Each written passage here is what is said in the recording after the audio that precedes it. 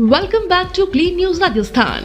चलिए देखते हैं राजस्थान की 15 फटाफट बड़ी खबरों को। सीएम अजय लाल ने सांगानेर को दी 650 करोड़ की विकास सौगात।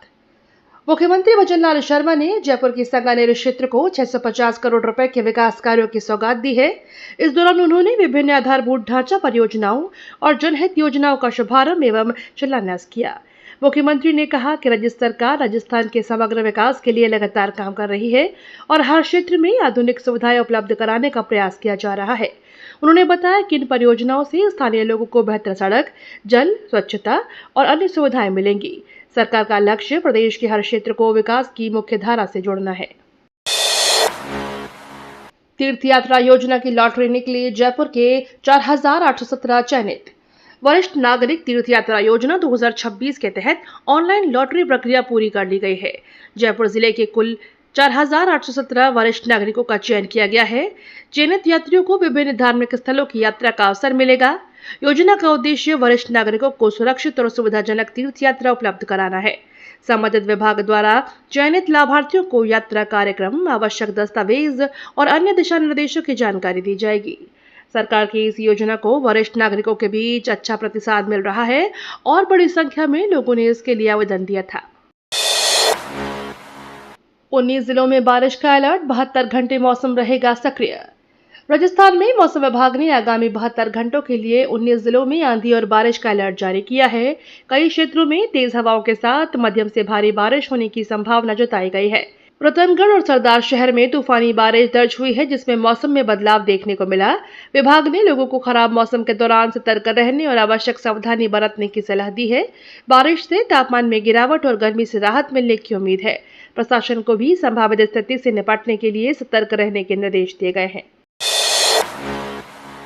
ईएलवी वाहनों पर बड़ा फैसला, स्वतः घोषित होंगे एंड ऑफ लाइफ वाहन।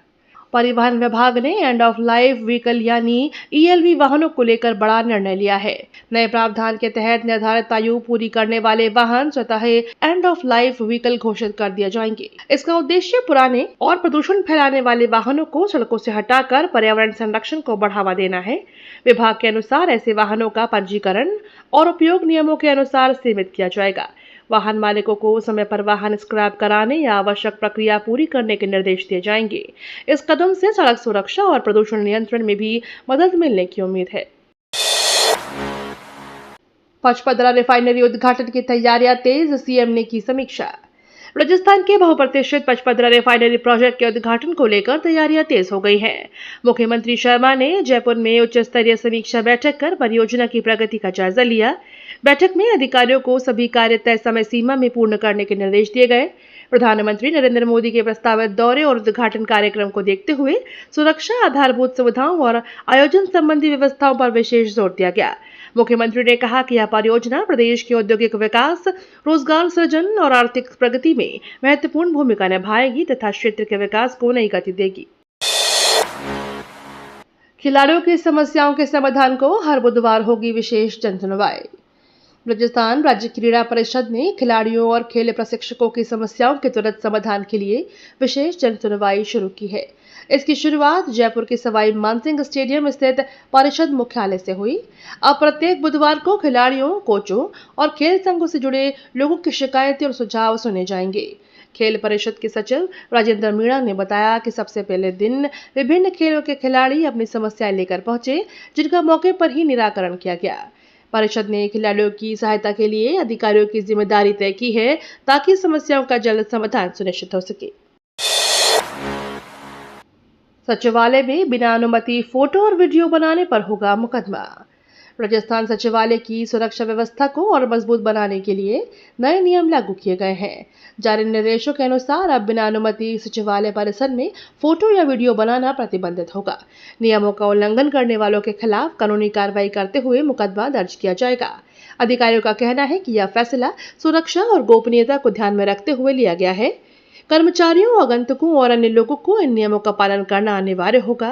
प्रशासन ने सभी संबंधित विभागों को नए दिशा निर्देश की जानकारी दे दी है। सील इमारतों को राहत, 3 दिन में डी सील करने के आदेश। फायर सेफ्टी नियमों को लेकर राज्य सरकार ने बड़ा फैसला लिया है। सरकार ने संबंधित अधिकारियों को निर्देश दिए हैं कि निर्धारित शर्तों की पूर्ति करने वाली सील इमारतों को 3 दिन के भीतर डीसील किया जाए। इस निर्णय का उद्देश्य सुरक्षा मानकों का पालन सुनिश्चित करते हुए अनावश्यक प्रशासनिक देरी को समाप्त करना है। सरकार ने स्पष्ट किया कि भवन मालिकों को आवश्यक फायर सेफ्टी व्यवस्थाएं पूरी करनी होंगी। नियमों का पालन करने वाले संस्थानों और भवनों को राहत मिलेगी, जबकि सुरक्षा मानकों की अनदेखी करने वालों के खिलाफ कार्रवाई जारी रहेगी। इससे प्रभावित लोगों को बड़ी राहत मिलने की उम्मीद है। सीएम भजनलाल का कांग्रेस पर हमला, एमओयू और एमओए पर घेरा।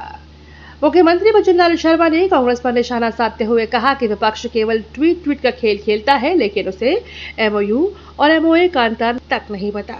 उन्होंने कहा कि राज्य सरकार निवेश और विकास के लिए लगातार प्रयासरत है तथा दिल्ली से राजस्थान के लिए कई सौगातें लेकर आ रही है।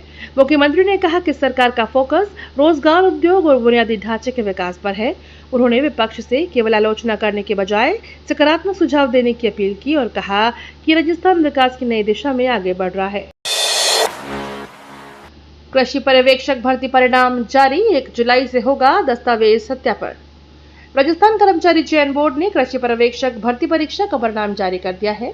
यह भर्ती कुल 1100 पदों के लिए आयोजित की गई है। परीक्षा में सफल अभ्यर्थियों के लिए अगला चरण दस्तावेज सत्यापन होगा, जिसकी प्रक्रिया 1 जुलाई से शुरू होगी। चयनित उम्मीदवारों को निर्धारित समय सीमा के भीतर ऑनलाइन स्क्रूटनी फॉर्म भरना होगा और अपने शैक्षणिक प्रमाण पत्र, पहचान पत्र तथा अन्य जरूरी दस्तावेज प्रस्तुत करने होंगे। दस्तावेज सत्यापन के बाद अंतिम चयन सूची जारी की जाएगी। अभ्यर्थी अपना परिणाम और आगे की जानकारी बोर्ड की आधिकारिक वेबसाइट पर जाकर देख सकते हैं। आरपीएससी सदस्य बोले, निष्पक्ष और पारदर्शी परीक्षा हमारी प्राथमिकता। राजस्थान लोक सेवा आयोग के नवनियुक्त सदस्य ने परीक्षार्थियों को भरोसा दिलाते हुए कहा कि निष्पक्ष और पारदर्शी परीक्षाओं का आयोजन उनकी पहली प्राथमिकता होगी। उन्होंने कहा कि आयोग भर्ती प्रक्रियाओं को पूरी ईमानदारी और पारदर्शिता के साथ संचालित करने के लिए प्रतिबद्ध है। हाल के वर्षों में परीक्षा प्रणाली को लेकर उठे सवालों के बीच उन्होंने अभ्यर्थियों से विश्वास बनाए रखने की अपील की है। आयोग तकनीकी और प्रशासनिक स्तर पर आवश्यक सुधारों पर भी काम करेगा। उनका कहना है कि योग्य और प्रतिभाशाली उम्मीदवारों को निष्पक्ष अवसर उपलब्ध कराना ही आयोग का मुख्य उद्देश्य है। गर्भस्थ शिशु की दुर्लभ सर्जरी, हार्ट फेलियर का खतरा टला। चिकित्सा क्षेत्र में एक बड़ी सफलता हासिल करते हुए डॉक्टर्स ने गर्भ में पल रहे शिशु की दुर्लभ सर्जरी कर उसकी जान बचाई। चिकित्सकों के अनुसार शिशु को जन्म से पहले ही गंभीर हृदय रोग था, जिससे हार्ट फेलियर का खतरा बढ़ गया था। विशेषज्ञ टीम ने अत्याधुनिक तकनीक और विशेष प्रक्रिया के जरिए गर्भ में ही उपचार किया। सफल सर्जरी के बाद शिशु की स्थिति में सुधार बताया जा रहा है। डॉक्टरों ने इसे बेहद चुनौतीपूर्ण और दुर्लभ प्रक्रिया बताया है, जो आधुनिक चिकित्सा विज्ञान की बड़ी उपलब्धि मानी जा रही है। गहलोत का चैलेंज, यमुना जल लाओ तो माला पहना होगा। पूर्व मुख्यमंत्री अशोक गहलोत ने यमुना जल परियोजना को लेकर मुख्यमंत्री भजनलाल शर्मा को खुली चुनौती दी है। गहलोत ने कहा कि यदि राज्य सरकार राजस्थान तक यमुना का पानी पहुंचाने में सफल रहती है, तो वह स्वयं मुख्यमंत्री के घर जाकर उन्हें माला पहनाएंगे। उन्होंने इस मुद्दे पर सरकार के दावों और प्रगति पर भी सवाल उठाए। गहलोत का बयान प्रदेश की राजनीति में चर्चा का विषय बना हुआ है। वहीं सत्ता पक्ष का कहना है कि सरकार जल परियोजनाओं को लेकर गंभीरता से काम कर रही है और प्रदेश के हित में सभी आवश्यक प्रयास किए जा रहे हैं। लखनऊ हादसे के बाद चित्तौड़गढ़, अलवर में लाइब्रेरी और कोचिंग सीज। लखनऊ में आगजनी की घटना के बाद राजस्थान प्रशासन सतर्क हो गया है। सुरक्षा मानकों की जांच के दौरान चित्तौड़गढ़ और अलवर में कई लाइब्रेरी तथा कोचिंग संस्थानों पर कार्रवाई की गई है। नियमों का पालन नहीं करने और आवश्यक सुरक्षा व्यवस्थाएं नहीं मिलने पर संबंधित संस्थानों को सीज कर दिया गया। अधिकारियों ने बताया कि अग्निशमन व्यवस्था, आपातकालीन निकास और अन्य सुरक्षा मानकों की जांच की जा रही है। प्रशासन का कहना है कि विद्यार्थियों की सुरक्षा सर्वोच्च प्राथमिकता है और नियमों की अनदेखी करने वाले संस्थानों के खिलाफ आगे भी सख्त कार्रवाई जारी रहेगी। ओबीसी योजनाओं में लापरवाही पर बुढ़ानिया सख्त, 15 दिन में रिपोर्ट तलब। ओबीसी वर्ग के लोगों को सरकारी योजनाओं का लाभ नहीं मिलने के मामलों पर मंत्री बुढ़ानिया ने नाराजगी जताई है। उन्होंने अधिकारियों को 15 दिन के भीतर विस्तृत रिपोर्ट प्रस्तुत करने के निर्देश दिए हैं। बुढ़ानिया ने कहा कि पात्र लोगों तक योजनाओं का लाभ पहुंचाना सरकार की प्राथमिकता है और इसमें किसी भी प्रकार की लापरवाही बर्दाश्त नहीं की जाएगी।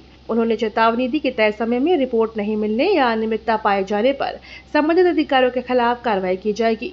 सरकार की योजनाओं का लाभ अंतिम व्यक्ति तक पहुंचे, इसके लिए विभागीय स्तर पर लगातार निगरानी रखी जा रही है।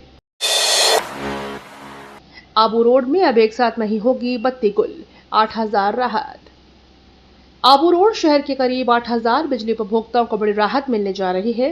डिस्कॉम ने शहर की बिजली आपूर्ति व्यवस्था को बेहतर बनाने के लिए सिटी फीडर को 2 हिस्सों में विभाजित कर दिया है। इस बदलाव से किसी एक क्षेत्र में तकनीकी खराबी आने पर पूरे शहर की बिजली प्रभावित नहीं होती।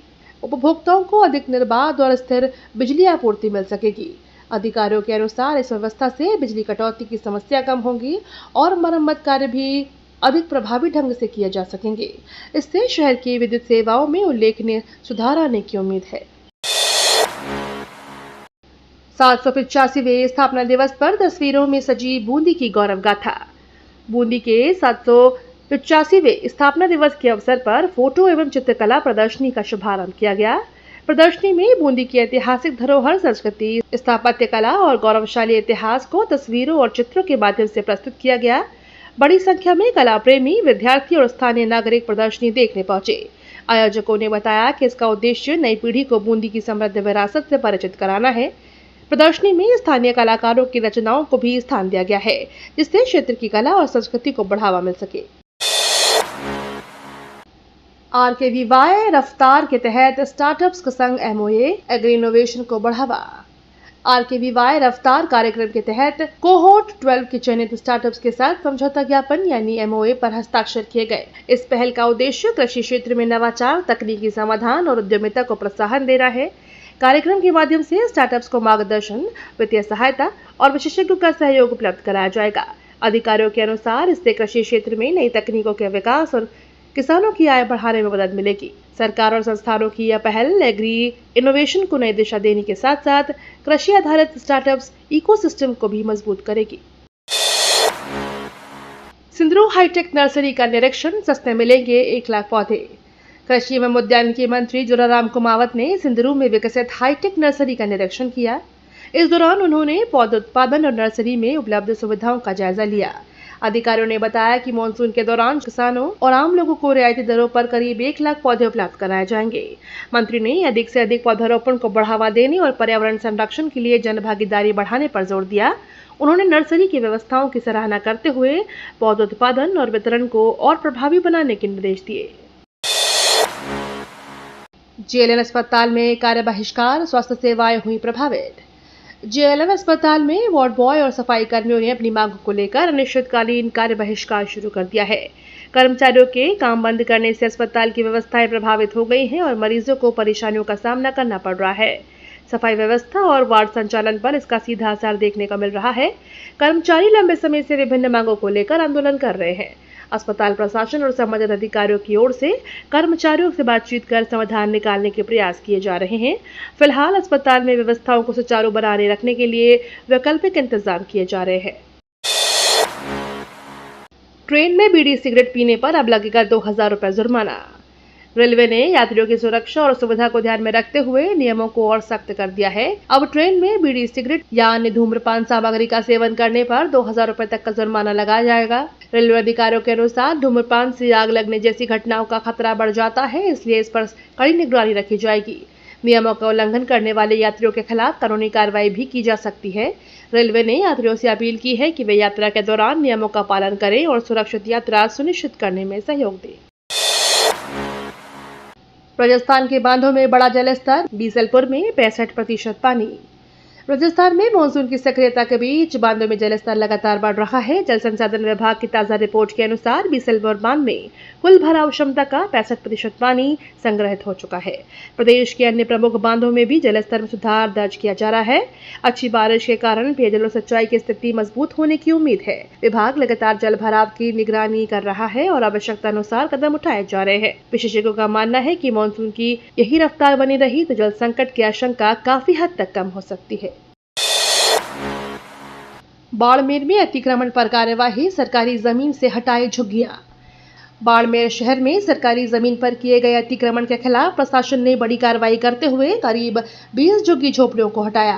कार्यवाही के दौरान कुछ लोगों ने विरोध भी जताया और मौके पर तनावपूर्ण स्थिति बन गई। प्रशासन ने कानून व्यवस्था बनाए रखने के लिए करीब 70 पुलिसकर्मियों को तैनात किया गया था। कार्यवाही के दौरान कुछ युवतियां छत पर चढ़ गईं और विरोध दर्ज कराया। अधिकारियों का कहना है कि सरकारी भूमि को अतिक्रमण मुक्त कराने के लिए यह अभियान चलाया गया है। प्रशासन ने स्पष्ट किया कि अवैध कब्जों के खिलाफ आगे भी कार्रवाई जारी रहेगी। 12 दिन में बिना कार्यवाही गुजर गए 37,000 ओवरलोड वाहन। राजस्थान में ओवरलोड वाहनों की आवाजाही को लेकर गंभीर सवाल खड़े हो गए हैं। आंकड़ों के अनुसार पिछले 12 दिनों में 37,501 ओवरलोड वाहन बिना किसी प्रभावी कार्यवाही के विभिन्न मार्गों से गुजर गए हैं। इस मामले में परिवहन व्यवस्था और निगरानी तंत्र की कार्यप्रणाली पर प्रश्न चिन्ह लगाए गए हैं। विशेषज्ञों का कहना है कि ओवरलोड वाहन सड़क सुरक्षा के लिए बड़ा खतरा है और इससे सड़कों को भी भारी नुकसान पहुंचता है। अब इस मुद्दे पर जवाबदेही तय करने और निगरानी व्यवस्था को मजबूत बनाने की मांग उठ रही है। विभागीय स्तर पर मामले की समीक्षा की जा रही है। 22 माह की तैयारी के बाद अनाथ शावक की जंगल में वापसी। वन विभाग ने वन्य जीव संरक्षण के क्षेत्र में बड़ी सफलता हासिल करते हुए अनाथ शावक RVT 07 को 22 माह की विशेष तैयारी और निगरानी के बाद जंगल में छोड़ दिया है। शावक को बचपन में संरक्षण केंद्र में लाया गया था, जहां उसकी देखभाल, स्वास्थ्य परीक्षण और प्राकृतिक वातावरण के अनुरूप प्रशिक्षण दिया गया। विशेषज्ञों की निगरानी में उसे जंगल में स्वतंत्र जीवन के लिए तैयार किया गया। सफल पुनर्वास के बाद अब उसके प्राकृतिक आवास में छोड़ा गया है। वन विभाग ने इसे वन्य जीव संरक्षण और पुनर्वास कार्यक्रम की महत्वपूर्ण उपलब्धि बताया है, जो भविष्य की परियोजनाओं के लिए भी प्रेरणादायक मानी जा रही है। ये तो थी राजस्थान की बड़ी खबरें। रोजाना सबसे पहले अपडेट पाने के लिए क्लीन न्यूज राजस्थान को अभी सब्सक्राइब करें।